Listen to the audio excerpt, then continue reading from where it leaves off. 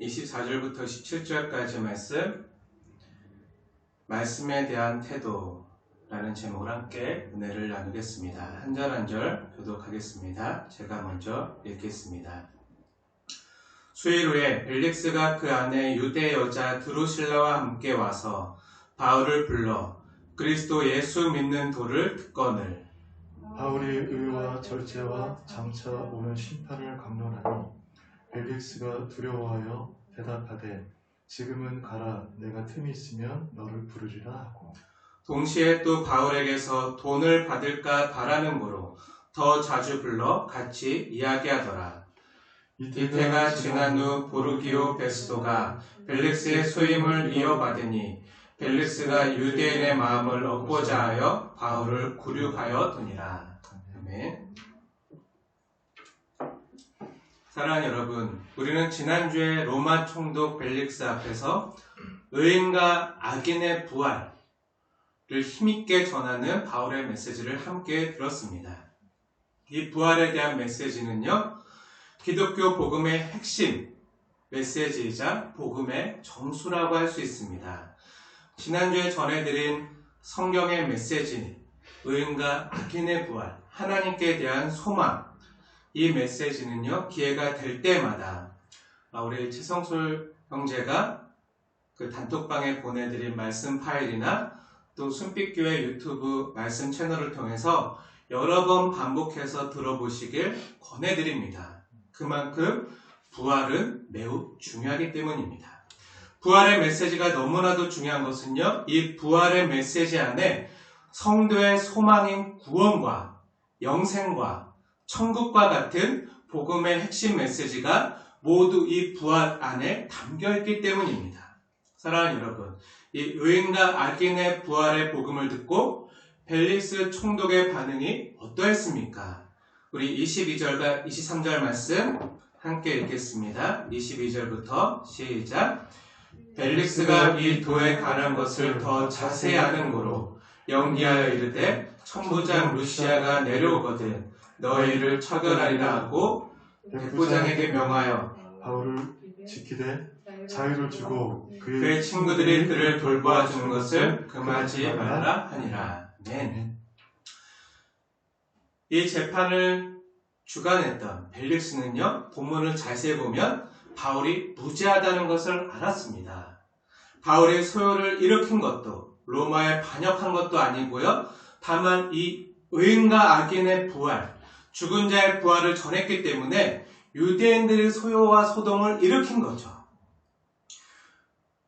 그래서 벨릭스는요, 이 바울이 무죄하다는 사실을 알고 천부장 루시아가 올 때까지 그 판결을 연기하고요, 바울을 지키되 자유를 줍니다. 자유를 주고 친구들이 바울을 돌봐주는 것을 금지하지 말라고 명합니다. 무슨 말입니까? 바울이 죄가 없다는 것을 아는 것이죠. 하지만 왜 바로 무죄 선고를 하지 않고 바울을요, 감옥에 가두어두는 것입니까? 27절 말씀 함께 읽겠습니다. 시작. 이때가 지난 후 보르기오 베스도가 벨릭스의 소임을 이어받으니 벨릭스가 유대인의 마음을 얻고자 하여 바울을 구류하여 둡니다. 네, 이 이유 때문입니다.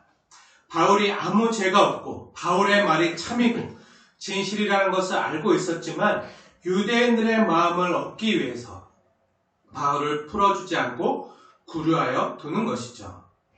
벨릭스는요, 바울을 가두어두라고 말한 며칠 뒤에 아내인 드루실라와 함께 바울을 찾아 부릅니다.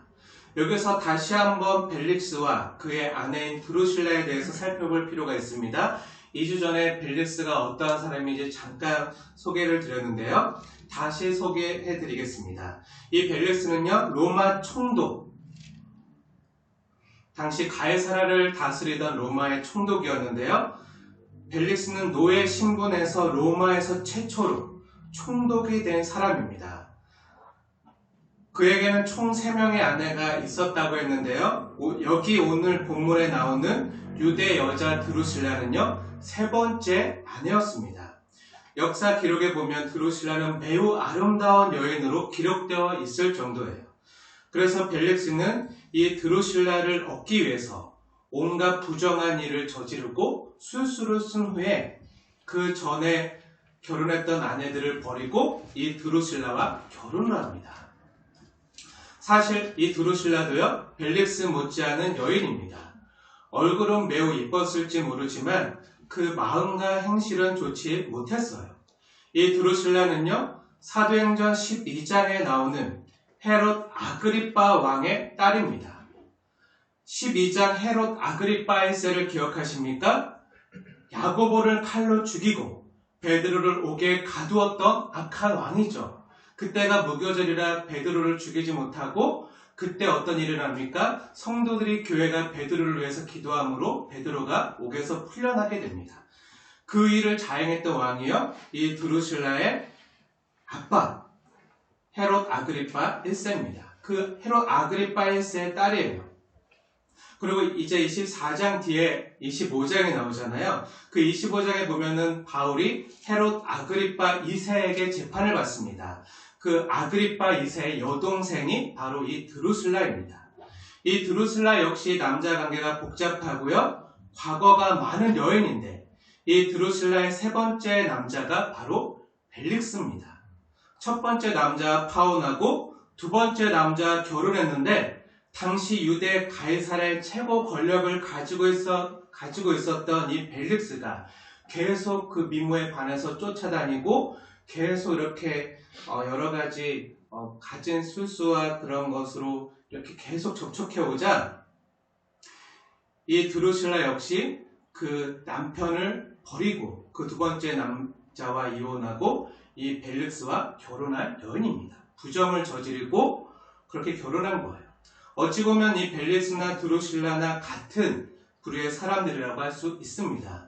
저는 TV를 잘 보지 않아서 내용은 알 수 없지만 어찌 보면 얼마 전에 방영했던 부부의 세계보다 더한 부정과 막장을 보여준 끝에 결혼한 부부라고 할 수 있습니다. 이 부부가 바울을 찾아서 부른 거예요.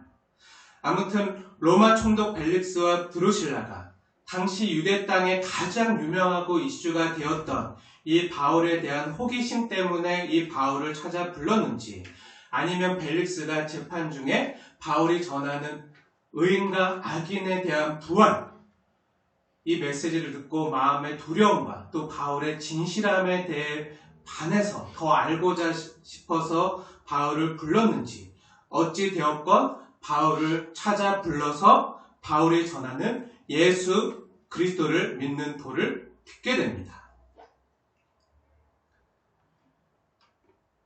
그것도 한두 번이 아니라 수시 때때로 사도를 불러서 사도의 입술을 통해서 직접 예수 믿는 도를 듣게 되는데요. 26절을 한번 자세히 보세요. 26절 보면 그 후에도 바울을 자주 불러서 바울로부터 복음을 직접 듣게 돼요.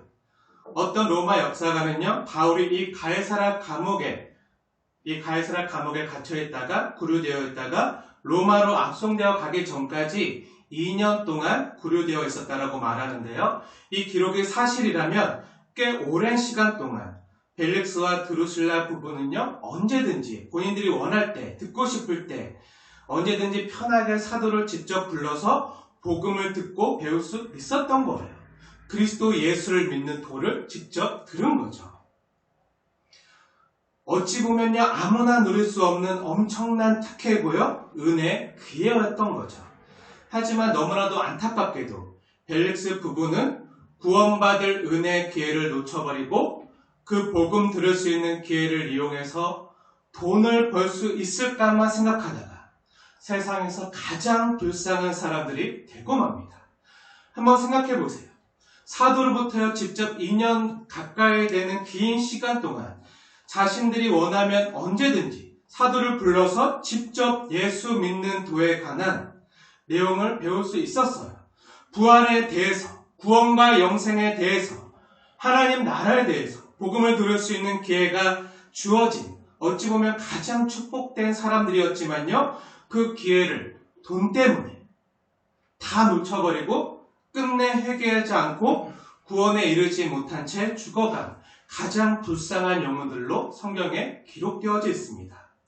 요즘으로 말하면요, 2년 넘게 교회에 나오고요, 2년 넘는 그 시간 동안 담임 목사님과 직접적으로 언제나 자신들이 원할 때 신방을 요청하고 교회에서나 자신의 집에서나 하나님의 말씀을 듣고 배울 수 있었지만 교회만 다니고 말씀만 들었지 그 말씀과 복음을 전하는 바울만 알았지 그 목사님만 알았지 그 목사님이 전하는 복음의 내용인 이 예수님에 대해서는 알지도 깨닫지도 인격적으로 만나지도 못한 채 그냥 지식적으로만 알고 지나간 거예요.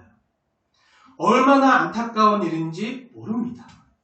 벨릭스는요, 구원의 기회요, 또 새 사람이 되는 기회, 영생 얻는 기회, 어찌 보면 기독교와 세계사의 역사를 바꿔놓을 수 있는 엄청난 기회를 부여받았음에도 불구하고 그는 듣기는 들어도 깨닫지 못하고 돈 때문에 구원을 얻지 못한 사람이 되었습니다. 사랑하는 여러분, 교회 오래 다녔다고요. 또 복음을 전하는 목사님과 친하고 언제든지 만날 수 있는 가까운 사이라고 해도요, 다 구원받는 것이 아닙니다.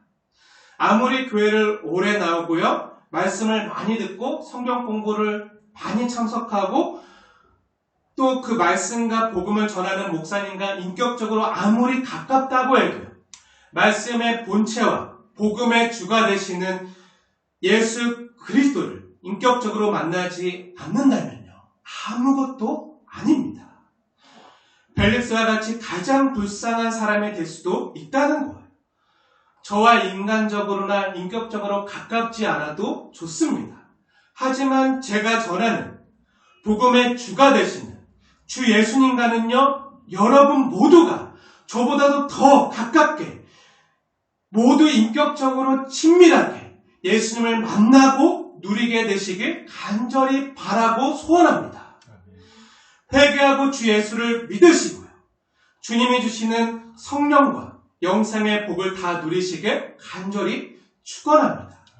아무리 뛰어나고 신령한 목회자라고 해도요, 사람이 성령을 선물로 주지 못하고요, 영생과 구원을 줄 수 없는 것입니다. 사람으로서는 할 수 없는 거죠. 여러분이 정말 인격적으로 만나고 자복하고 회개하면서 은혜를 구하고 소망해야 할 분은요, 오직 주 예수 그리스도 한 분뿐입니다. 사랑하는 여러분, 그러나 너무나도 안타깝게도 벨릭스는요, 바울을 언제든지 찾아가거나 불러서 직접 말씀과 복음을 들을 수 있었지만 사도로부터 순도 100%, 정말 복음의 정수, 사도가 직접 전한 그 말씀을 다 들었지만 그것도 매우 많이, 자주, 정말 가장 높은 수준의 말씀을 들었지만 회개와 구원에 이르지 못했습니다. 바울의 문제일까요? 바울이 전한 복음이 문제일까요? 아닐 것입니다. 복음을 듣고요, 말씀을 보고 교회를 다니고 목사님과 매우 가깝게 있었지만 교회를 다니는 목적도, 복음을 듣는 목적도 주 예수님을 발견하고 주 예수님을 영접하고 내 마음에 모셔드리고 자신의 마음과 삶의 주인님이요, 왕으로 모셔드리고 부복하고 순종하기 위한 것이 아니었던 거죠. 그럼 왜 교회를 다니고 말씀을 들었던 거죠?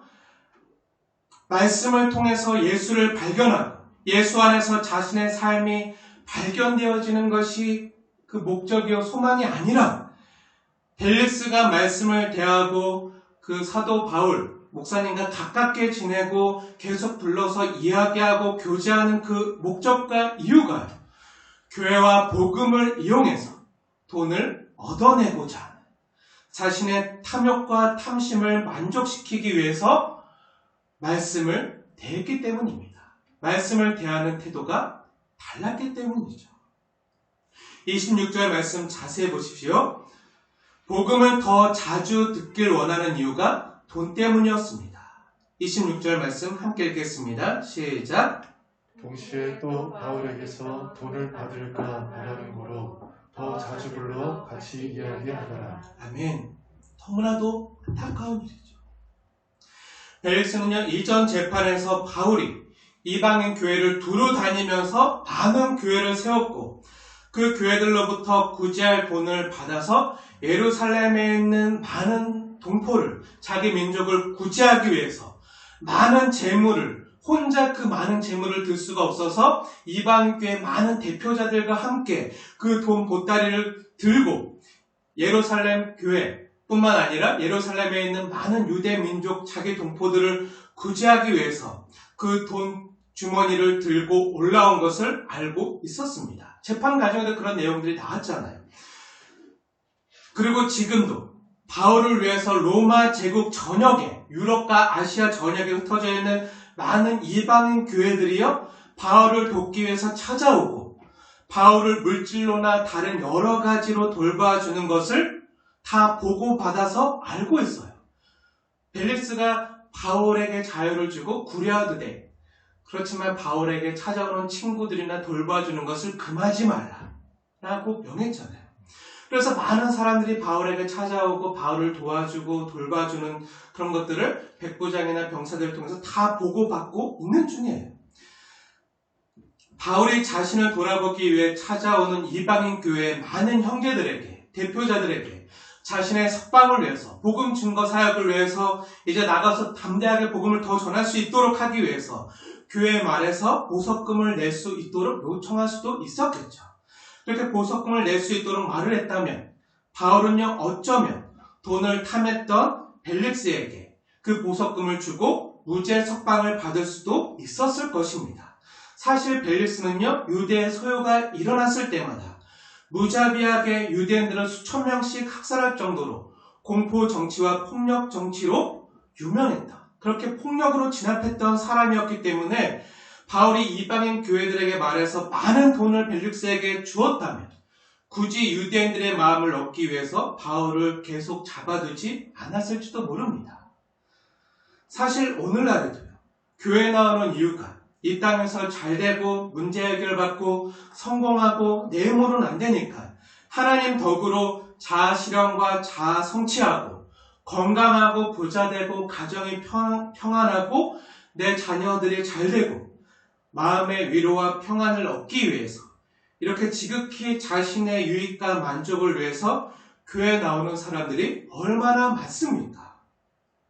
오늘 벨릭스처럼 또 벨릭스처럼 아내와 함께 교회에 나왔던지 아니면 친구 때문에 교회에 나왔던지 외로워서 짝을 찾기 위해서 교회에 나왔던지 부모님 때문에 어쩔 수 없이 태생이 그러해서 교회에 나왔던지 종교적인 호기심 때문에 교회에 나왔던지 마음의 평안을 얻기 위해서 교회에 나왔던지 아니면 자신의 출세나 혹은 장사나 자신의 사업에 도움이 될까 싶어서 교회에 나왔던지 아니면 저처럼 지인의 강압과 폭력에 의해서 처음 교회에 나왔던지 여러 가지 이유로 교회에 나올 수 있습니다.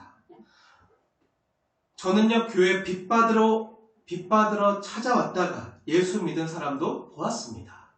다양한 이유로 나올 수 있는 거예요. 처음에 교회 나올 때는요, 믿음이 없기 때문에 여러 가지 이유로 교회에 나옵니다. 아름다운 이유이던 그렇지 않은 이기적인 이유이던지 간에 어쨌든 간에 말씀을 들으러 나온다는 것은요, 너무나도 중요하고 축복이기도 합니다. 그런데 더 중요한 것이 있는데 그것이 무엇입니까? 어떻게 나왔던지 간에 말씀이신 예수님과 인격적으로 만난다야 되는 거예요. 말씀이신 예수님과 인격적으로 반드시 만나셔야 됩니다. 이게 가장 중요한 거예요. 말씀을 들으러 나오는 것이 매우 중요하지만 그 말씀을 듣고 난 후가 더 중요합니다. 저와 여러분을 위해서 십자가에 달리신 주님을요, 인격적으로 만나야 돼요. 피 묻은 십자가의 주님을 반드시 만나셔야 됩니다. 말씀을 듣고 그 말씀을 들을 때마다 두려움과 떨림으로 더 나아가서 기쁨과 설렘으로 말씀의 본체이신 주님과 인격적으로 만나고요. 그 말씀이 저와 여러분을 날마다 새로운 피조물로 새 사람으로 변화시켜가는 것이 훨씬 더 중요합니다. 말씀을 들으러 오는 것 중요하고요. 말씀을 많이 듣는 것 중요하지만 그 말씀을 듣고 난 후가 더 중요하다는 거예요. 주님의 말씀을 대하는 태도가 더 중요하다는 거죠. 바울이 잘못되었거나 바울이 전했던 복음의 메시지가 잘못되었기 때문에 벨릭스가 은혜 받을 기회, 구원 얻을 기회를 잃어버린 게 아니잖아요. 그 말씀을 듣는 태도, 그 말씀을 듣고 난 후의 삶이 전혀 달라지지 않은 거예요. 그 말씀을 들을 때 저와 여러분을 진심을 다해서 자신의 생명을 다해서 사랑하시는 정말 우리가 믿을 수 있는, 내 자신을 믿지 못해도요 정말 믿을 수 있는 그분, 신뢰할 수 있는 하나님, 그 하나님이 나를 사랑하셔서 주시는 말씀을 듣는 태도가 너무나도 중요하다는 거예요. 사랑하는 여러분, 저와 여러분의 태도는 어떠하십니까? 하나님의 말씀을 들을 때, 복음을 들을 때 그 말씀을 어떻게 받아들이고 있습니까? 그냥 영상에서 보여지니까 그냥 편하게 아무렇게나 내가 하고 싶은 거 다 하면서 그냥 흘려듣고 있진 않으십니까? 아니면 정말 나를 가장 사랑하시는 분이, 나를 가장 잘 아시는 분이, 나를 가장 유익하고 행복하게 하기 위해서, 나에게 가장 귀한 선물을 주기 위해서 주시는 말씀이라고 귀중하게 받아 누리고 계십니까? 어떻게 받고 계십니까? 여전히 그 말씀을 들을 때 하나님을 이용해서, 복음을 이용해서, 교회를 이용해서 나의 유익을 이루기 위한 수단으로 그 말씀을 대하고 그렇게 받고 계십니까? 아니면 말씀을 통해서 그 말씀의 본체이신, 그 말씀이 육신이 되어셔서 우리 가운데 오신 그 주님을 발견하고 주님 안에서 변화된 내 자신이 되기 위해서, 예수 그리스도의 형상으로 변화되는 그런 내가 되기 위해서, 그리스도의 종된 내가 되기 위해서, 말씀에 순종하기 위해서 예수님과 말씀을 내 삶의 목적과 내 삶의 이유로 대하시면서 그 말씀을 받고 계십니까? 여러분은 말씀을 목적으로 대하십니까? 아니면 수단으로 대하십니까? 예수님께서는 말씀이 육신이 되어 우리 가운데 오신 분이십니다. 결코 그 말씀을, 우리 주 예수님을 수단으로 대해서는 안 됩니다. 우리 삶의 목적이 되어야 됩니다. 제가 얼마 전에 어떤 청년에게 이렇게 물어봤어요. 너는 삶의 이유가 뭐니? 하고 물은 적이 있어요. 그때 그 청년이요, 아직 잘 모르겠어요 라고 솔직하게 대답했습니다. 솔직히 말해줘서 너무 고마웠어요. 하지만 목회자로서 제가 간절히 바라는 것이 있다면 그 청년뿐만 아니라 여러분 모두가 한 사람 한 사람이 주님 안에서, 말씀 안에서 내가 살아가는 이유와 내 삶의 목적과 삶의 이유를 찾아내시길 축원합니다. 또한 찾을 뿐만 아니라 성령님의 도우심으로 힘있게 그 사명과 소명을 이루어가시는 저와 여러분이 되어지길 또한 권면하며 축복합니다. 하나님이 여러분을 만드시고 창조하셨습니다.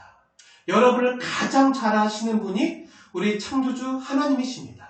내가 뭐 할 때 가장 기쁘고 행복한지, 또 내가 어떤 삶을 누릴 때 내가 가장 만족할 수 있는지, 또 하나님께서 나에게 가장 잘 맞게, 또 나를 통해서 나에게 그 재능과 달란트를 주신 하나님께서 나를 통해서 하나님께서 이 땅에서 이루실 목적과 그 사역과 그 사명이 있는데, 그 소명을 여러분을 부르셨는데 그것을 우리가 어디서 찾아야겠습니까? 말씀 안에서. 말씀을 붙들고 기도하는 중에 성령님께서 우리 안에 마음에 소원을 주시는 그 소명을 따라 우리가 그것을 찾고 그것을 위해 우리가 달려갈 때 우리의 삶은요 가장 행복하고 가장 만족을 누릴 수 있는 거예요.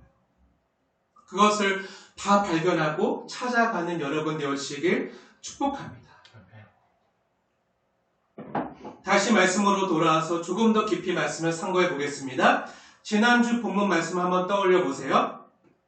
벨릭스는 이미 지난번 재판에서요, 바울이 아무 죄가 없고 무죄라고 확신했기 때문에 바울을 구류해 두긴 했지만 제한된 범위 안에서 자유를 주고요. 바울의 친구들이 찾아와서 돌보는 것을 금하지 않았어요.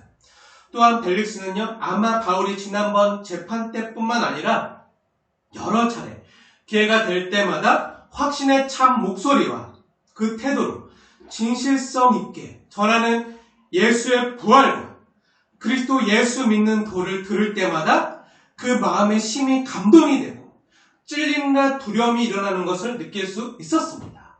오늘 본문에만 봐도요, 그 말씀을 대하는 태도와 그 자세가 너무나도 달라요. 바울은 죄수잖아요. 감옥에 갇혀있는 죄수예요. 언제든지 벨릭스가 사형을 집행할 수 있는 바울의 생사 여탈권을 쥐고 있는, 지금이라 당장 집행할 수 있는 그 사람이기 때문에 바울은요, 벨릭스 앞에서, 그 총독 앞에서, 당시 유대의 가장 최고 권력자 앞에서요, 두려워하면서 자신의 무죄를 이렇게 주장하면서 이렇게 할 수 있었는데 전혀 그런 메시지나 내용은요, 나오지 않습니다. 오히려 담대하게 의인과 악인의 부활을, 하나님께 대한 소망을 전하고 그리스도 예수 믿는 도를요, 굉장히 힘있게 전하면서 의와 절제와 장차 오는 심판에 대해서 전하자 벨릭스가 어떻게 하죠? 벨릭스가 굉장히 두려워하며, 굉장히 마음이 두려워하며 무서워하면서 그 말씀을 듣고 있는 거예요. 바울의 태도는요, 죄수지만 굉장히 당당하고, 벨릭스는 가장 최고 권력자지만 굉장히 두려워하면서 떠는 모습으로, 굉장히 연약한 모습으로 그 말씀을 대하고 있는 거예요. 어떻게 보면 역전돼야 되는데 오히려 바울과 벨릭스의 그 상황과 태도가 완전히 뒤바뀐 것처럼 오늘 본문이 그려져 있어요. 특히 바울의 어떤 메시지에서 벨릭스가 그렇게 두려워하면서 떨었습니까? 왜 그렇게 반응했습니까? 벨릭스뿐만 아니라 우리도 오늘 이 시간 함께 들어야 되는 너무나도 중요한 메시지인 줄 믿습니다. 25절 말씀 함께 읽겠습니다. 시작. 바울이 의와 절제와 장차 오는 심판을 강론하니 벨릭스가 두려워하여 대답하되 지금은 가라, 내가 틈이 있으면 너를 부르리라 하고. 아멘. 사랑하는 여러분, 그 앞절 한번 자세히 보세요. 24절에 벨릭스가 드루실라 함께 바울을 불러서 들었던 것에 대해서 그리스도 예수 믿는 도를 들었다라고 말해주고 있어요. 그런데 그리스도 예수 믿는 도가 무엇입니까? 25절에서는요, 이 믿는 도에 대해서 의와 절제와 장차 오는 심판이라고 조금 더 구체화해서 말해주고 있는 것입니다. 사랑하는 여러분, 도가 뭐죠? 도를 아십니까? 네.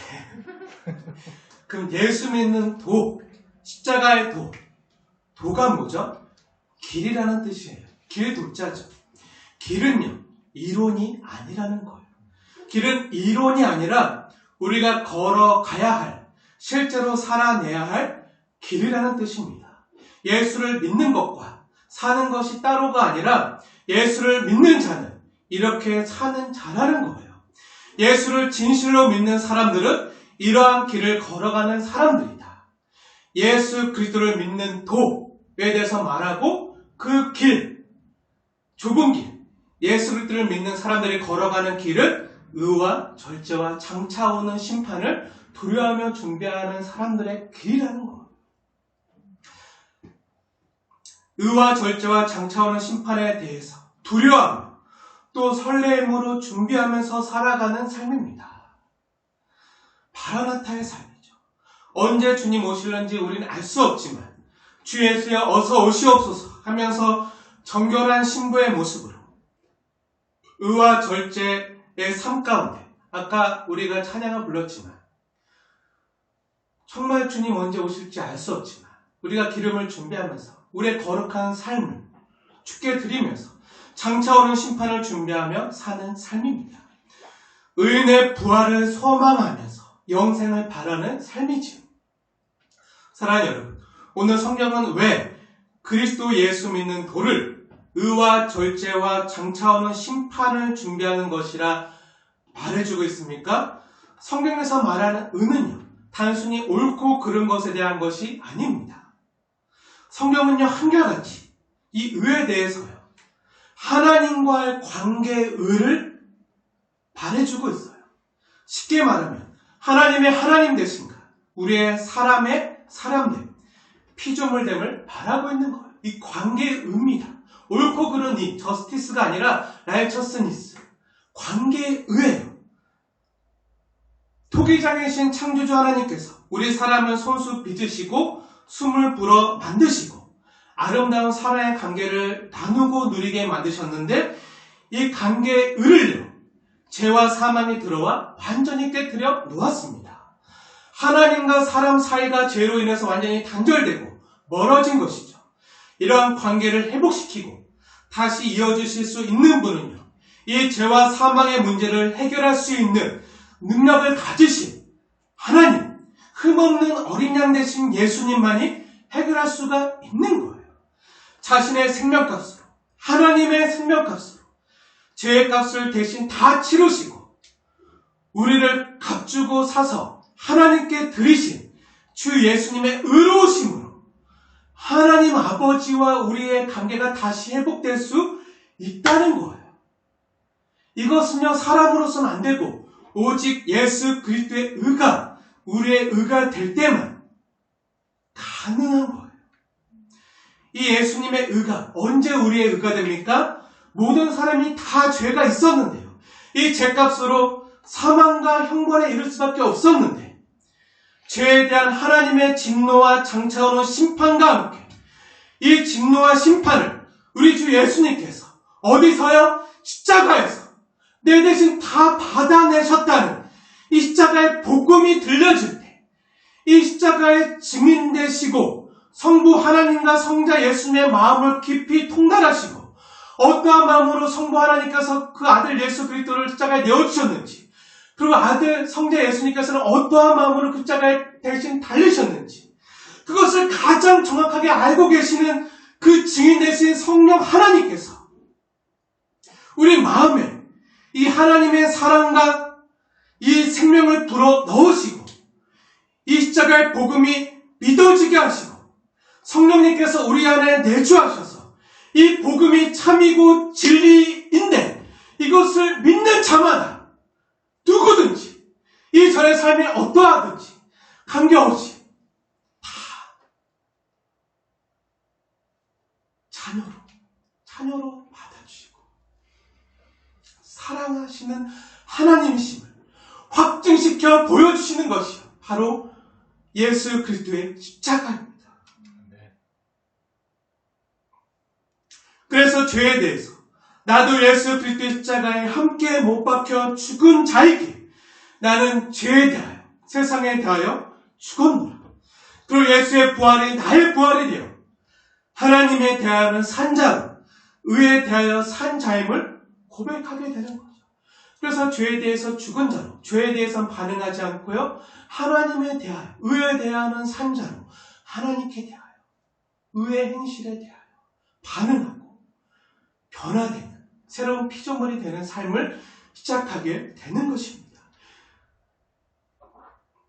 이건 역시 오직 은혜로만 가능한 성령 하나님의 역사입니다. 이렇게 예수 그리스도의 의를요, 진정으로 바르게 알게 되고 믿고 깨달아지는 성령의 은혜를 간직한 자가 되면요, 이 성령님의 은혜가 저와 여러분 안에 내주하셔서 성령님이 저와 여러분 안에 내주하십니다. 안에 거하시는 거예요. 우리 안에 거주하세요. 그래서 우리와 함께 먹고 마시며 함께 살아가시는 또 성령님이여 그 주 예수님의 마음을 우리에게 알려주세요. 그래서 우리의 마음에 소원을 주세요. 우리 안에 착한 일을 시작하시는 거예요. 예전에는 하나님을 위하여, 의를 위하여 소망한다 하지라도 그것을 행할 수 있는 능력도 의지도 없었지만 이제 소망할 뿐만 아니라 그것을 행할 수 있는 능력까지 우리 안에 착한 일을 시작하신 성령님께서 행할 수 있도록 능력을 주시는 거예요. 그 길을 알려주실 뿐만 아니라 그 길을 걸어갈 수 있도록 우리의 다리에 힘을 주시는 거예요. 그래서 성령님의 마음의 소원을 따라 그 성령님의 마음의 소원이 나의 소원이 되고 하나님의 뜻이 나의 뜻이 돼서 그래서 저와 여러분도 모르게 그 길을 따라가다가 그 길에 동참하다가 우리도 모르게 맺혀지는 것들이 있는데요. 그것이 무엇입니까? 바로 성령의 열매입니다. 성령의 열매. 다르게 말하면 성령님은요, 그리스도의 영이신데요. 그리스도의 마음과 성품이, 예수님의 성품이 우리의 삶에, 우리의 인격에 맺혀지는 거예요. 나도 모르게 예수를 닮아가는 거죠. 성령님이 우리 안에 거하실 때 이루어지는 일들입니다. 그 열매 중에 하나가 무엇입니까? 바로 절제입니다. 성경 갈라디아서에서 말하는 성령의 열매는 이것이니 오래 참음과 온유와 절제니 할 때 그 절제예요. 이것은 무슨 말입니까? 예수 믿는 도에 대한 이론만이 아니라 그 예수 믿는 도에 대한 이론에 대한 신비한 비밀이나 특별한 원리가 따로 있고 예수 믿는 사람들이 지켜야 될 삶의 행동과 규범과 율법이 따로 있는 것이 아니라 하나라는 거예요. 같이 있는 거예요.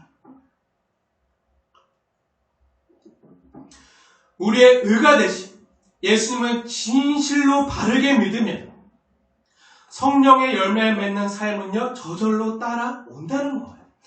따로 국밥처럼 밥 따로 국 따로가 아니라 동전의 앞뒷면처럼 손바닥의 앞면과 뒷면처럼 함께 있는 거라는 거예요. 교회에 나와서는 의로운 척, 괜찮은 척, 점잖은 척 하다가 교회에 나서면 예배가 맞춰지면 이제 자유다 하면서 세상 사람들처럼 내 맘대로 하고 싶은 대로 죄짓고 사는 게 아니라는 거예요. 사랑하는 여러분, 이 주 예수님의 십자가의 복음을 강하게 전하면요 반드시 우리의 죄가 드러나게 돼 있습니다. 복음에는요 죄를 드러낼 수밖에 없어요. 그 복음이 우리를 죄에서부터 건져낼 능력이 되기 때문에 죄가 반드시 지적이 됩니다. 그럼 어떻게 됩니까? 듣는 사람들은 매우 거북해해요. 듣기 껄끄러워요. 듣기 힘들어요. 나는 그래도 괜찮은 사람 같은데 성경은 자꾸 아니래요. 내가 예수님을 십자가에 달아 죽일 만큼 죄인이래요. 예수님을 죽인 것이 빌라도나 로마 병정이나 유대인들이 아니라 예수님을 죽인 당사자와 장본인이 누구죠? 바로 저와 여러분 한 사람 한 사람이 예수님 십자가에 달려 죽인 장본인이래요. 그래서 뭐라고 성경에 기록되어 있죠? 사도행전에는요 너무나도 숱하게 사도들이 기회가 될 때마다 복음을 전할 때마다 수없이 반복해서 바라는 것이 뭐죠? 다른 사람이 아니라 로마 병정이나 빌라도가 아니라 너희가 하나님을 믿는다고 하는 너희가 십자가에 못 박은 이 예수를 너희가 나무에 달아 죽인 예수를 하면서 자꾸 너희가 예수를 십자가에 달아 죽였대. 이 성경의 말씀을 믿으십니까?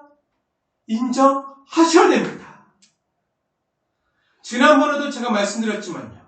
제가 주영이에게 기회가 있을 때마다 이 복음을 여러 번 다시 반복해서 가르쳐요. 10살짜리 어린 아이에게. 계속 가르쳐요. 주영아, 예수님이 너 때문에 돌아가셨어. 너가 짓는 죄 때문에 그 너의 죄가 예수님 십자가에 못 박아 죽였어. 라고 하면요 엄청 싫어해요. 자꾸 아니래요. 처음엔 자꾸 아니래요. 자기가 안 죽였대요. 자기는 예수님 사랑한대요. 예수님 아프게 안 했대요. 그리고 자기는 2000년 전에 예수님 십자가에 달리실 때 태어나지도 않았고 거기에 있지도 않았는데 어떻게 자기가 죽이냐. 그러면 제가 하나하나 설명해 줍니다. 예수님께서 2000년 전에 십자가에 달려 죽으신 것은 2000년 후에 태어나 죄를 짓는 너의 죄 때문에 죽으신 거란다. 예수님이 너의 죄 때문에 죽은 것이 아니라고 하면 너는 예수님과 아무 상관이 없단다. 예수님 십자가와 아무 상관이 없단다. 예수님께서 십자가에 달려 죽으신 것은 이 이호수 목사의 죄 때문이기도 하지만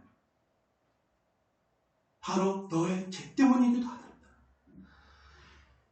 이 죄에는 그만큼 파괴력이 있어서 이 죄값은 아무 죄가 없는 흠이 없는 사람만이 대신 이 죄값을 치를 수 있고 갚을 수 있는 건데, 죄값은 사망인데 그 후에는 심판이 있는데, 그 분이 우리 예수님께서 하나님의 아들로 사람이 되셔서 이 땅에 오셔서 그 모든 죄의 값을 다 치루어 내시고 우리가 받아야 될 그 모든 형벌을 다 받으셨다. 그 예수님께서 나와 너의 죄를 용서하시고 그 죄로부터 구원하시기 위하여 십자가에 달려 죽으셨어. 세상에 아무도 없고 주영이 너 혼자만 있었다고 하더라도 너를 구원하기 위해서 하나님이신 예수님은 이 땅에 오셔서 자신의 생명 바쳐 너를 구원해 주시는 그런 분이시여. 너를 사랑하시는 하나님이시란다. 그렇게 수도 없이 기회가 있을 때마다 복음을 전합니다. 반복해서 전해요. 그래서 지금은 순수히 자신이 죄인이고 그 사실을 인정하지만요, 그래도 또 반복해서 전한다 그랬잖아요. 주영아, 너 때문에 예수님이 십자가에 돌아가셨어? 하면요 또 싫어해요. 엄청 싫어해요. 그때마다 발끈합니다. 왜 그렇습니까? 우리의 본성이요 그래요. 나는 그래도 괜찮은 사람 같은데, 나는 그래도 하나님을 사랑하는 사람 같은데, 나는 그래도 괜찮게 살았는데, 남한테 피해 안 주고 사기도 안 치고 남을 힘들게도 안 하고, 그래도 가끔 거짓말 한두 번 하고 티 안 나게 속으로 남을 미워하고 속으로 아무도 안 들키게 음란한 생각 한 것밖에 없는데, 이 정도면 정말 괜찮게 사는 거지 하고 자기를 남과 비교하면서 상대적으로 합리합니다. 하지만 성경은요, 죄인된 사람과 다른 사람을 비교해서 상대평가하지 않습니다. 하나님 말씀 앞에 모든 사람의 마음과 중심을 발가벗겨 놓고요, 심판합니다. 의인은 없나니 하나도 없다라고 선언합니다. 오직 주 예수님의 의로우심을 힘입는 것으로만 우리가 의로워질 수 있다라고 선언합니다. 그래서 로마서 1장 16절과 17절에서 제가 읽어드리겠습니다. 하나님의 말씀으로 받으십시오. 로마서 1장 16절 17절. 내가 복음을 부끄러워하지 아니하노니 이 복음은 모든 믿는 자에게 구원을 주시는 하나님의 능력이 됩니다. 먼저는 유대인에게요, 그리고 헬라인에게로다.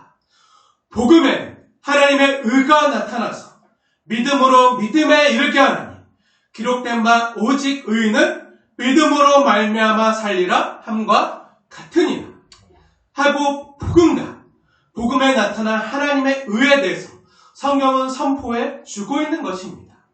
이 의는요, 오직 예수 그리스도를 믿는 믿음으로만 얻을 수 있는 것입니다.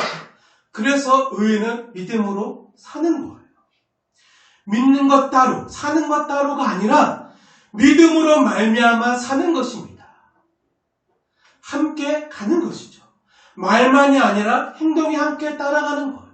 하지만 주국교회가 말만 하고 말만 시끄럽게 하고 삶으로 행동으로 그렇게 못 살아내니까, 못 보여주니까 많은 지탕과 땅에 버려져서 밟히고 있는 것 아닙니까? 아닙니다. 같이 가는 거. 같이. 믿음대로 사는 것입니다. 사랑하는 여러분, 정말 여러분의 영혼을 말씀으로 섬기는 목회자로서요, 정말 소원하고 간절히 권면합니다. 예수님의 의를 힘입어 사십시오.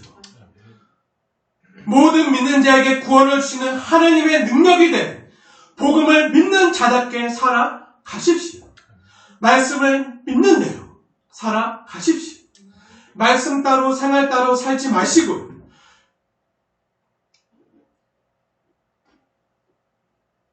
아니 그거는 어떻게 말씀대로 다 살아? 세상이 얼마나 험한데 세상을 몰라서나 하는 소리지, 그것은 성경에서는 가능한 일이지, 성경책에만 써있는 일이지, 그건 선지자나 사도나 아니면 특별한 믿음의 사람들에게만 가능한 일이지 하고 생각하지 마시고, 지금 오늘도 믿음으로 살아가는 모든 사람들에게 실제로 일어날 수 있는 하나님의 능력이 있음을 믿고 믿음으로 살아가십시오.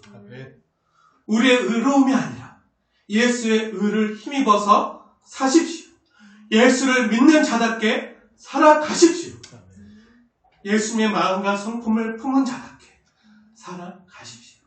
말과 행동이 따로가 아닌 말한 대로, 예수님을 믿는 대로, 예수님의 인격과 성품을 닮은 대로 그렇게 살아가십시오.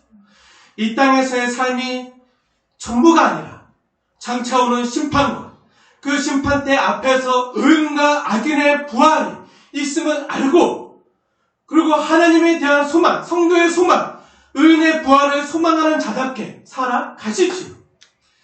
제 자신한테 하는 말이고요. 또 복된 성도님 한 분 한 분을 말씀으로 섬기는 목회자로서 하는 간절한 소망이 권면입니다. 하지만 오늘 벨릭스의 모습은 어떠합니까? 사도가 전한 그리스도 예수 믿는 도에 대해서, 의와 절제와 장차 오는 심판에 대해서 들었을 때, 그런 복음이 들려졌을 때, 그때마다 벨릭스의 반응이 어떠죠? 조금 듣는데 괴로워하는 거예요. 듣기 싫은 거예요.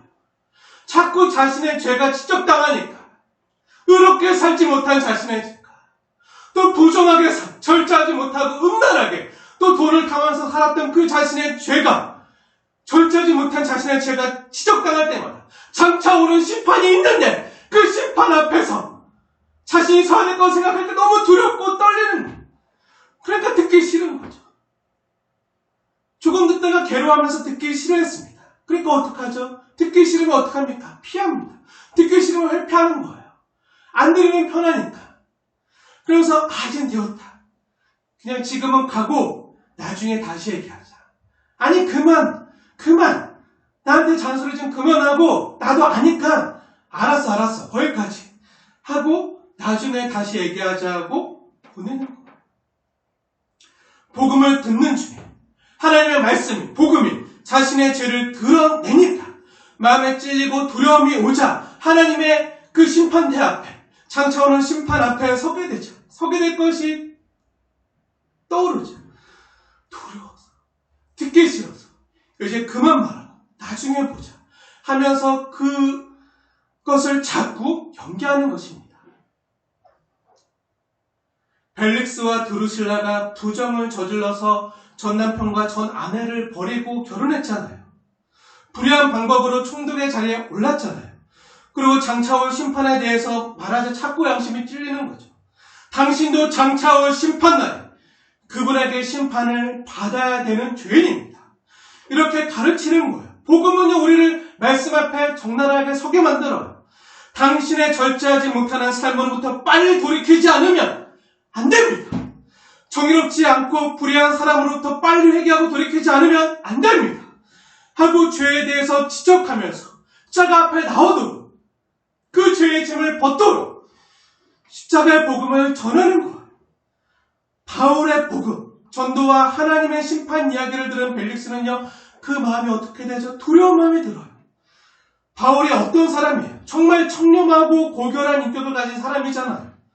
그와 만나서 수차례 아니 수십 차례 2년 동안, 그 긴 시간 동안 그 예수 그리스도를 믿는 도에 대해서 들을 때마다, 그 눈과 눈을 마주 대하면서 들을 때마다 바울이 정말 진실함으로, 정말 이 벨릭스를 사랑함으로, 이 한 영혼을 구원하기 위해서 정말 하나님의 성령에 충만해서 진리를 전하는 그 눈을 대할 때마다 그 눈을 마주치지 못하는 거예요. 그 진실한 눈앞에 자꾸 고개가 숙여지고, 그 힘있게 확신있게 전하는 그 하나님의 말씀을 듣지 못하고 길을 받게 되고, 자신이 어떠한 사람인지 정확하게 진단하는 이야기를 들을 때마다 이렇게 돼야 되는데, 이렇게 살아야 되는데, 내가 그렇지 못한 이것을 깨달았는데 하나님 앞에 쓰게 될 거 생각하니까 두려워하는 거예요. 자, 그래서 어떻게 하죠? 그가 회개하고 예수를 믿었을까요? 짝 앞에 나왔을까요? 그 모든 죄를 청결하게 씻어주시고 기억하지 않으시는 하나님의 자비하심 앞에, 궁유하심 앞에 나왔을까요? 그 자가를 붙들었을까요? 그랬으면 얼마나 좋겠습니까? 얼마나 좋겠어요. 바울로부터 말씀이 들려올 때 바울이요, 복음을 전할 때마다 의에 대해서, 절제에 대해서, 장차 오는 심판에 대해서 강론했을 때, 예수 믿는 도를 가르쳤을 때, 그에게 정의롭지 못했다는 것을 가르쳐 준 거예요. 성적으로나 물질적으로나 절제하지 못하고 탐욕과 욕망에 따라 사는 것이 잘못된 삶이라는 것을 가르쳐 주었을 때 벨릭스 마음에 두려운 마음이 들었어요. 하나님이 주신 양심이 있기 때문에 두려운 마음이 든 것이죠. 그때 말씀의 인도를 따라 자복하고 회개했으면 얼마나 좋았겠어요. 하지만 조금 듣다 보니까 마음이 찔리고 아프니까 안 듣고 자꾸 연기하는 거예요. 옛날 개혁 한글에는 시방은 가라, 틈이 있으면 다시 부르리라 하고 계속 보내는 거예요. 이제 됐다. 이제 그만 가. 나중에 다시 부르리라. 나중에 틈이 있으면 나중에 드릴게. 나중에 할게. 계속 연기하는 거예요. 하나님 말씀 앞에서 자꾸 연기하는 거예요. 나중에 나갈게. 나중에 교회 갈게. 나중에 할게. 지금 이거 한 번만 하고 나중에 회개하고 나중에 잘할게. 사랑하는 여러분, 벨릭스만 그렇겠습니까? 아니죠. 사랑하는 여러분, 하나님의 말씀이요 우리 가운데 들어오게 될 때는 이 말씀이 때로 우리의 영혼을 수술하는 메스와 같아요. 하나님의 말씀은 살았고 운동력이 있어. 우리 영혼을 찌르는 말씀의 검이 되어서, 말씀의 칼이 되어서, 우리 영혼을 수술하는 날카로운 메스가 되어서 우리의 내면의 가면을 벗겨버리고 옷을 찢고 살을 뚫고 들어와서 내 영혼 안에 있는 나를 사망으로 이끌어가는 그 죄의 암덩어리를 분석해내는 겁니다. 진단하는 거죠. 정확히 진단하는 거예요. 내 안에 나를 죽이는, 나를 사망으로 이끌어가는 죄의 암세포가 있구나. 이것을 말씀이 우리 마음에 찔림을 주어서 가르쳐주는 거예요. 이런 찔림과 두려운 마음이 들 때 정신을 바짝 차리고요. 장차올 하나님의 심판을 생각하면서, 장차올 심판 때를 생각하면서 회개하고 자복해야 하는 거예요. 은혜 때, 우리에게 기회가 주어졌을 때 회개해야 되는 거예요. 그런데 이것만 가지고 되는 게 아니에요. 이건 시작이고요. 이제 말씀 앞에서 내 마음을 열고 내 마음에 계신 하나님과 솔직하게 대화해야 돼요. 나의 죄인됨을 인정하고 도움을 구해야 돼요. 주님, 나는 죄인으로소이다. 나를 구원해 주세요. 하고 주 예수님 앞에 꿇어 엎드려 간청했던 사람들처럼 나를 살려주세요. 나는 죄인입니다. 이렇게 간구해야 되는 거예요. 만약에 여러분이 하나님 말씀을 듣고 복음을 듣고 여러분의 문제를 발견했잖아요. 그럼 이제 그 문제를 가지고 내 마음에 계신 하나님과 성령님과 대화하는 겁니다. 말씀에 따르면 이런데 제가 이런 문제가 있었습니다.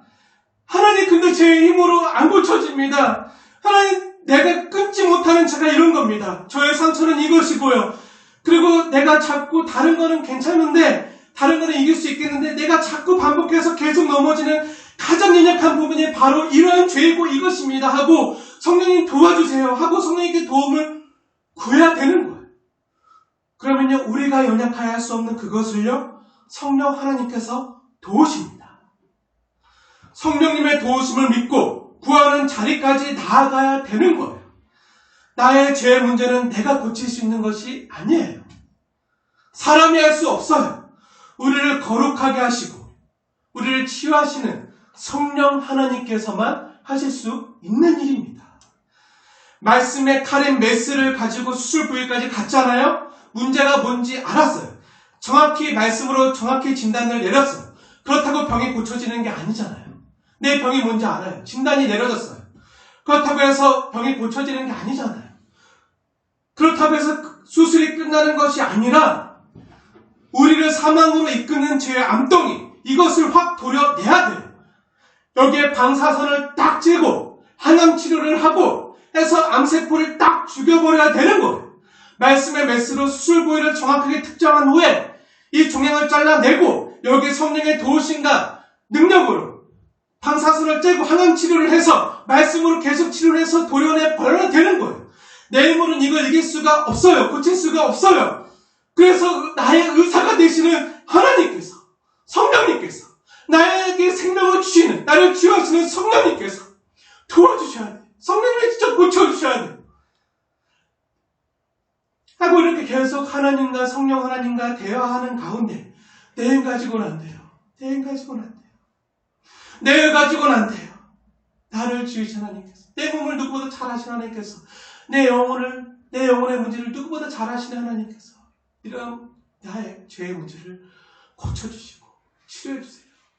그것만이 아니라 이제 건강해진 몸으로 하나님의 영광을 위해서 살아갈 수 있는 하나님의 사람이 될 수 있도록, 하나님 기뻐하시는 사람이 될 수 있도록, 하나님 제가 변화되고 치유되고 건강하게 하나님의 뜻을 이 땅에서 이루는 사람이 될 수 있도록 하나님이 기뻐하시고 하나님이 정말 나를 보시면서 뿌듯해하시고 즐거워하시는 그런 사람이 될 수 있도록 능력을 주세요. 능력을 주세요. 기도해야 되는 거예요. 내일 가지고는 안 됩니다. 자꾸 넘어집니다. 하나님께 간구하면서 나를 불쌍히 여겨주세요. 간구하면서 성령이 내 힘으로는 안 되고, 그래서 제가 외부적인 도움이 필요합니다. 제가 숱하게 제 힘으로 해보려고 여러 번 치료했지만 다 실패 안 됐습니다.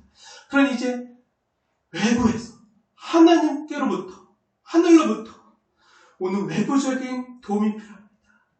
내 안에 서는 것이 없습니다. 외부로부터 하나님의 의가, 예수 그리스도로부터 오는 의가 나의 의가 되게 해주십시오. 살아 역사하시는 하나님의 도우심이 필요합니다. 나와 세상 끝날까지 함께 하시며 임마누엘 하시면서 나에게 의를 공급해 주시는 그 예수님의 의가 필요합니다.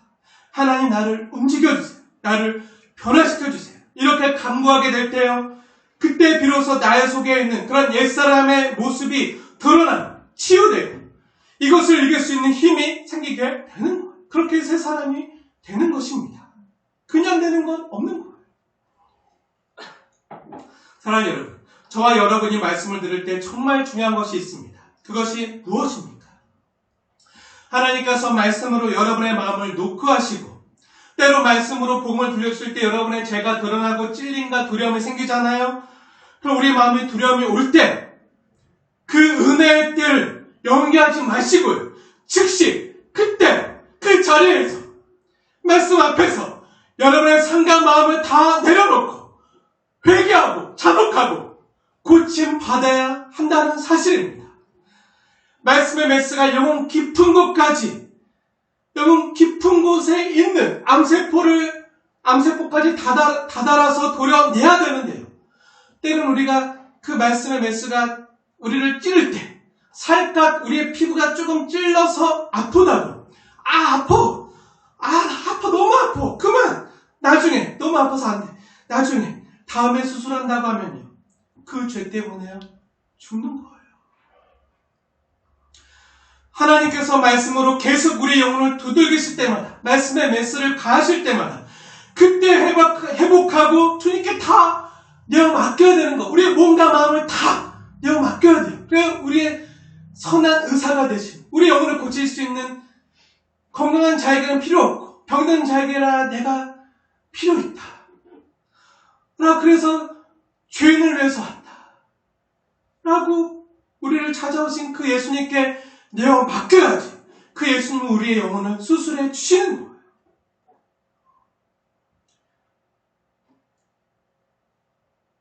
근데 계속 다음으로 미루고 연기하다 보면요, 우리가 서게 될 마지막 장소는요, 하나님의 심판대밖에 없습니다. 장차올 심판밖에 없는 거예요.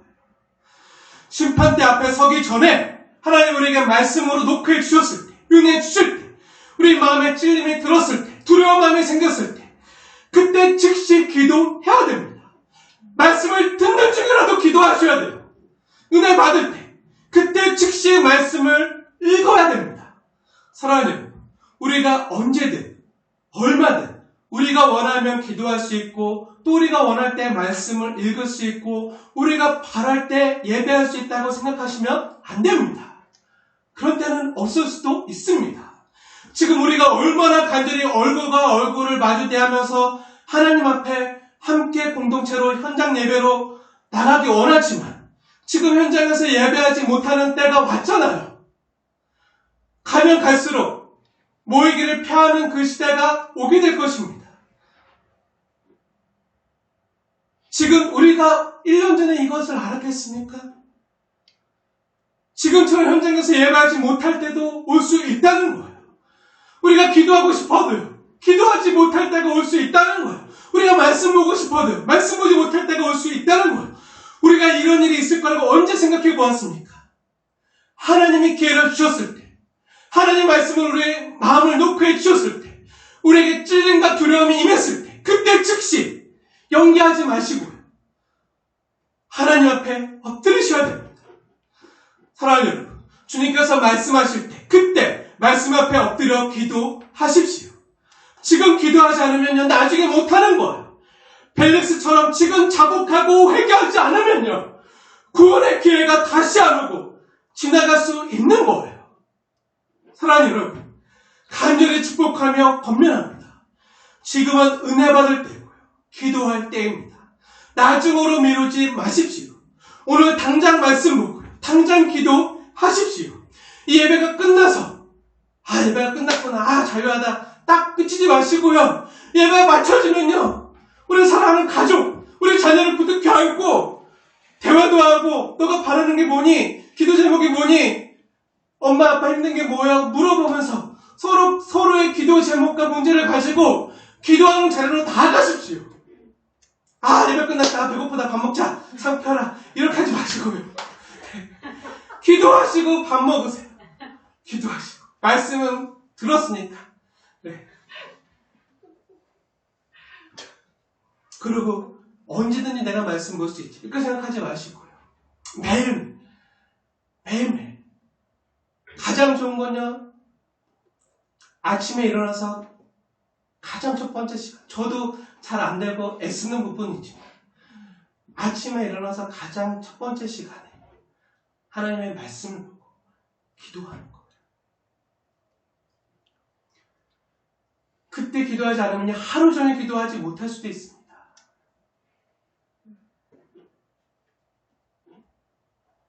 나중으로 미루지 마십시오. 오늘 당장 말씀 보고 지금 당장 기도하십시오. 그리고 매일매일 말씀과 기도로 거룩하여 가지 않으면 벨릭스처럼 가장 축복된 기회를 놓쳐버릴 수 있는 것입니다. 사랑하는 여러분, 이제 말씀을 마무리할까 합니다.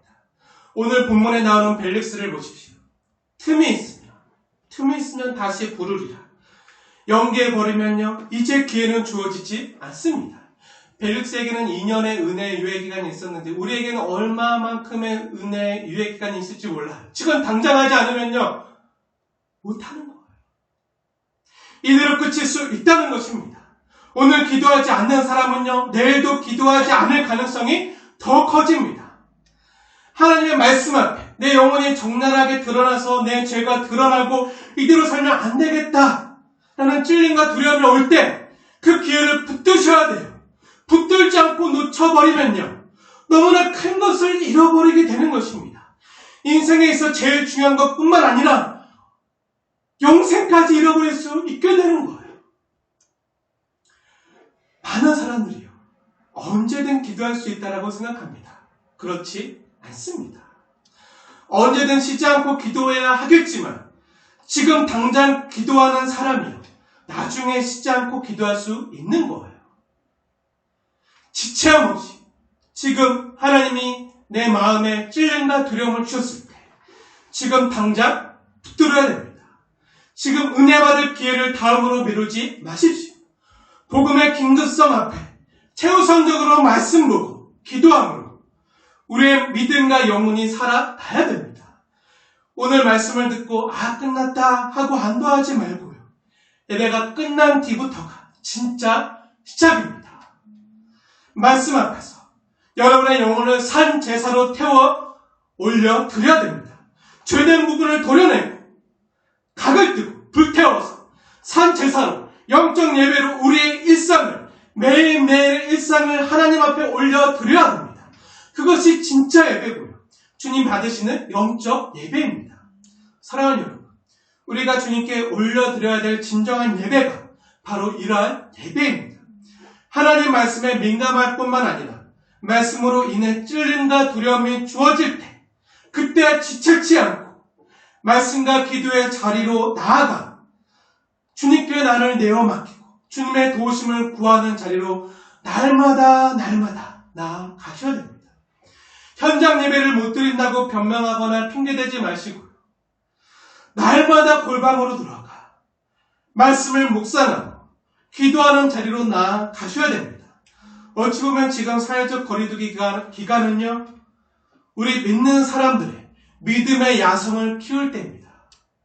모이는 교회도 너무 중요하죠. 이 예배당에서 충전받고 또 재공급받아서 나가서 싸워야 되는데요. 여러분이 서 계신 그 삶의 자리, 그 자리에서 여러분은 흩어진 교회로 살아내셔야 됩니다. 교회는요, 우리 개혁교회는요, 대한민국 장로회, 이 개혁교회는요, 모이는 교회보다 흩어지는 교회를 더 중요시했습니다. 그것이 영적 예배고 삶의 예배이기 때문에 주님이 가장 기쁘게 받으시는 예배인 거죠.